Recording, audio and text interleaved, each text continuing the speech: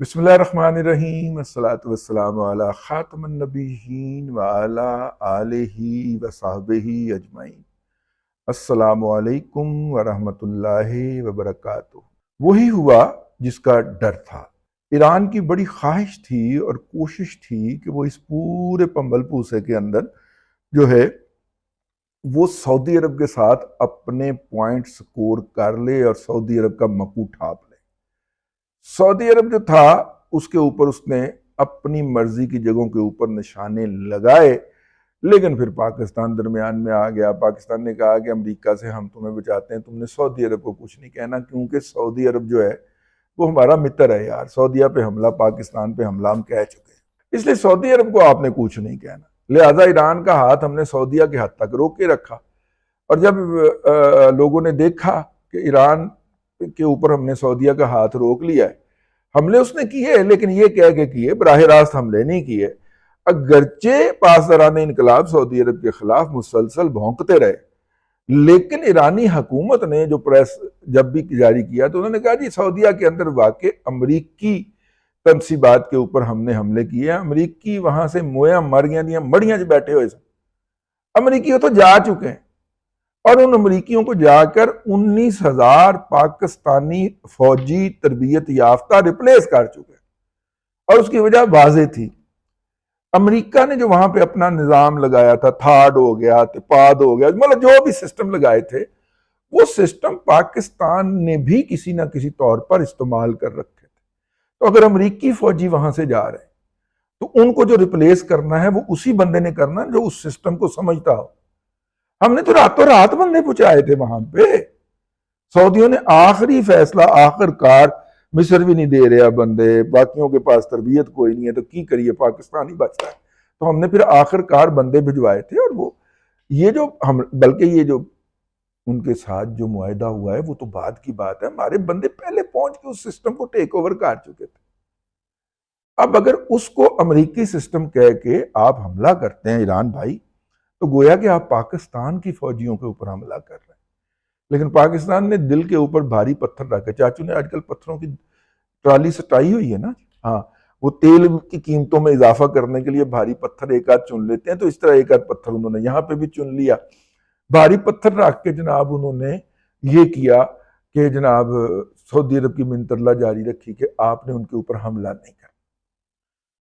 اب ایران نے براہ راست تو حملہ نہیں کیا، لیکن اپنے جتنے بھی ایجنٹ اور چمونے لگاتا ہیں ان کی ڈیوٹی لگا دی۔ ادھر سے حوثی کھڑے ہو گئے، ادھر سے یہ پاپولر فرنٹ والے جو ہیں عراق میں یہ آ گئے، اور دونوں نے سعودی عرب، انہوں نے کہا جی ہم تمہارا تیل نہیں گزرنے دیں گے بحیرہ احمر سے، اور انہوں نے جناب سیدھے میزائل کاٹ مارے۔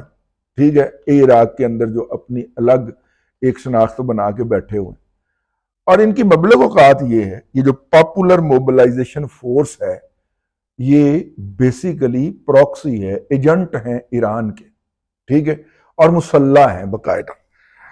ان کا جو ہے یہ عراق کے اندر سے سعودی عرب کی یا سعودی عرب کی تنصیبات پہ حملے کر رہے تھے۔ آخری جو انہوں نے حملہ کیا اس میں 7 سعودی زخمی ہوئے شہری، اپنی شکست کو چھپانے کے لیے، جہاں باقی یا شہید ہونے والوں کے جو ہے وہ نام نہیں بتائے جاتے، سعودیہ نے بھی نہیں بتائے، لیکن سعودیہ نے جوابی حملہ کیا، اس سے لگا کہ سعودیہ کے اندر جانی نقصان زیادہ ہو۔ اب ایران تو بڑے تحمل کے ساتھ کہہ سکتا ہے کہ جی میں نے حملہ نہیں کیا، وہ تو جی پتہ نہیں وہ عراق سے کوئی ٹریجیکٹری بن رہی ہے، وہاں سے کچھ میزائل آیا، ماما اتنے بھی تو اپنے ایجنٹی بٹھائے ہوئے ہیں۔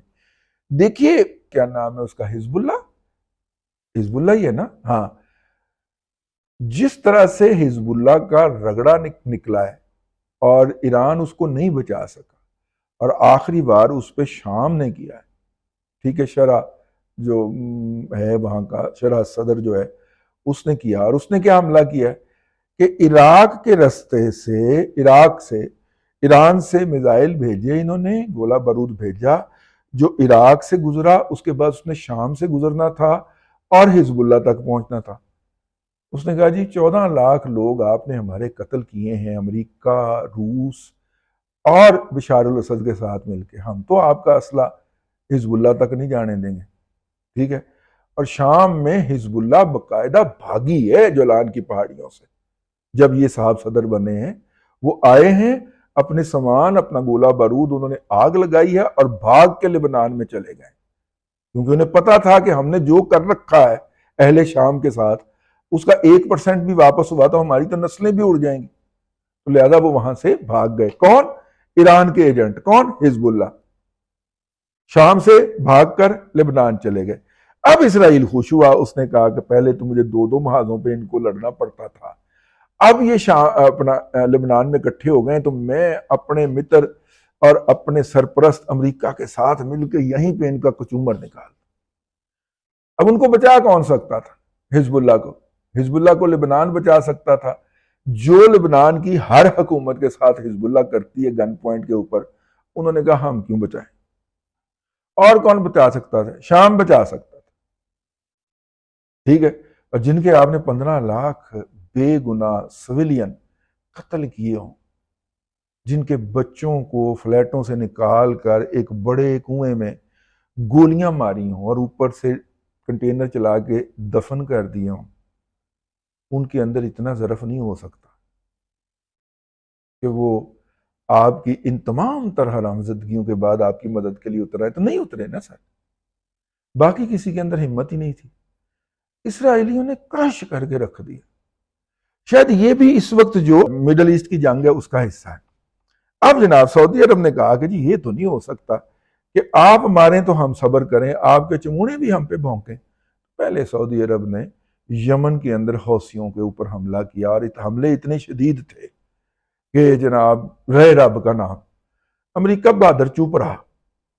اس کے بعد پھر سعودی عرب نے اگلی رات حملہ کیا جناب، اگلی رات یا اس سے اگلی رات، عراق کے اندر، اور یہ جتنے بھی ایرانی ایجنٹ ہیں وہاں پہ مسلح، ان کے ہیڈ آفس اڑا دیے، ان کے فیلڈ آفس اڑا دیے، ان کے اسلحہ ڈپو اڑا دیے۔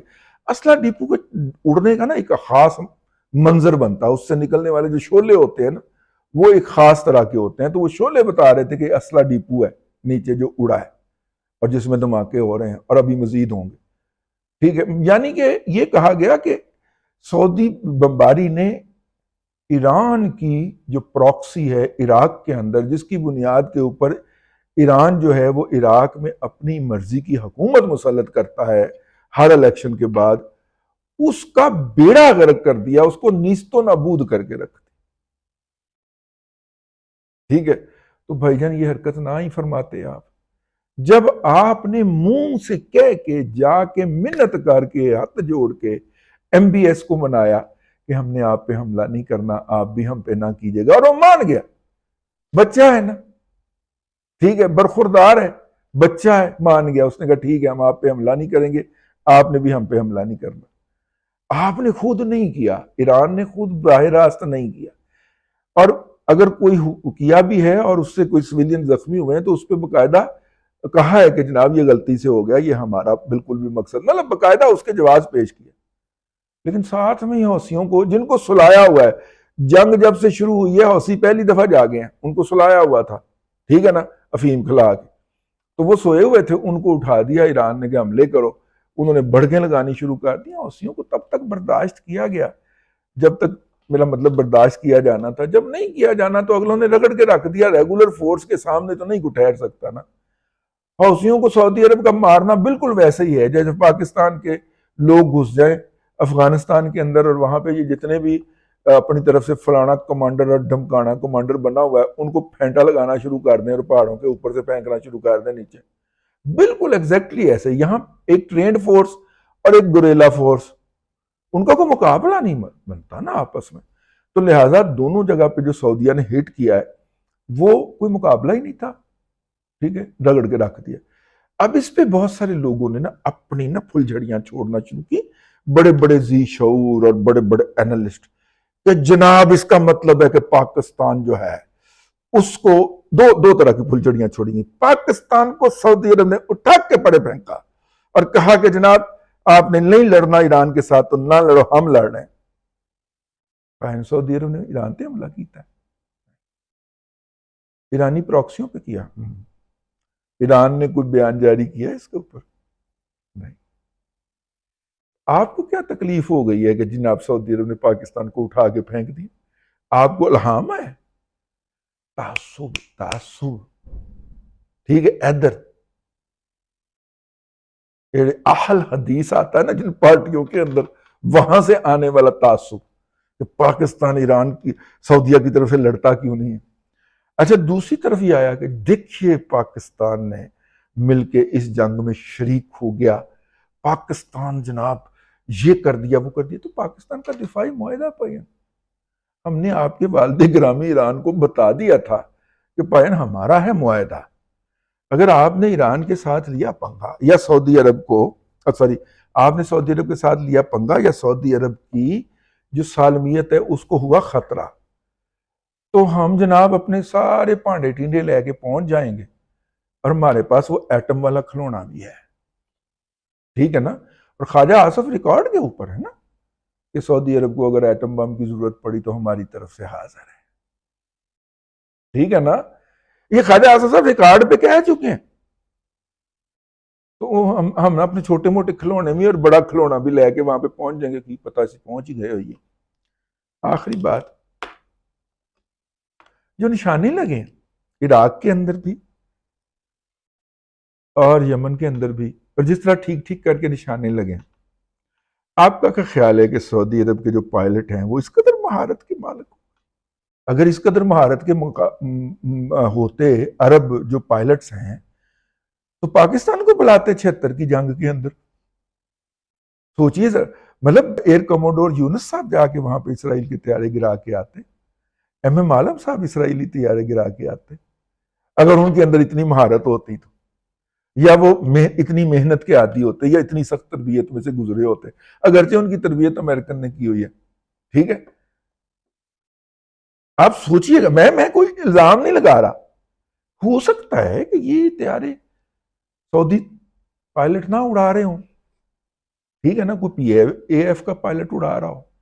بھئی اتنے نشانے تو صحیح تب ہی لگتے ہیں بھائی. اور کوئی رات میزائل مارا گیا ہو، کیا پتا آپ کو. آپ کیسے یہ فتویٰ جاری کر سکتے ہیں کہ جناب پاکستان جو ہے وہ بالکل گیم میں سے نکال کے باہر کر دیا گیا ہے اور اب سعودی عرب نے کمان اپنے ہاتھ میں لے لی ہے.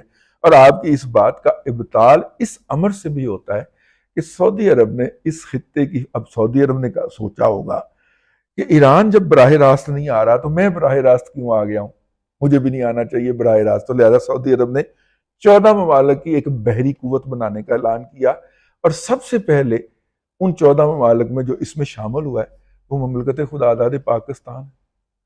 باقی خطے کے لوگ ہیں، جبوتی ہو گیا، صومالیہ ہو گیا، یمن ہو گیا، سعودی عرب ہو گیا، باقی خطے کے لوگ ہیں، سوڈان ہو گیا. ٹھیک ہے.